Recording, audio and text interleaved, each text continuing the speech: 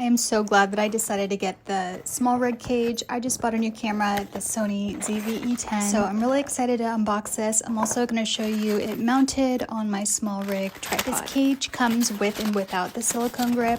That's what I was looking for, so I decided to order with the grip. Right off the bat, I can tell such a difference in how it handles. It is so much easier to hold. It also has a very impressive amount of mounting options. Here it is up close. I'll show you a quick comparison next to the camera. You can see just how much larger the rubber grip is. I'm not really sure why it gave me 2 Allen wrenches because neither one helped screw the bolt in, but nothing a little butter knife couldn't fix. I have to say I am really impressed with this cage. It fits like a glove and everything is accessible like it was before. You can see the screen and all of the buttons are accessible.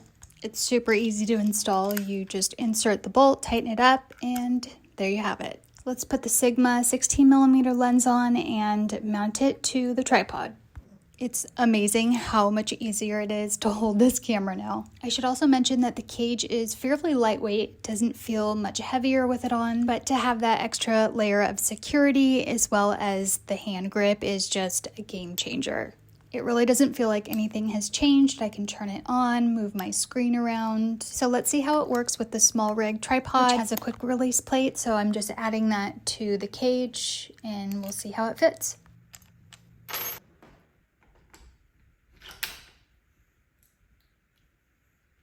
There you have it, perfect fit. So if you have this camera and are looking for a cage, I absolutely recommend picking this up.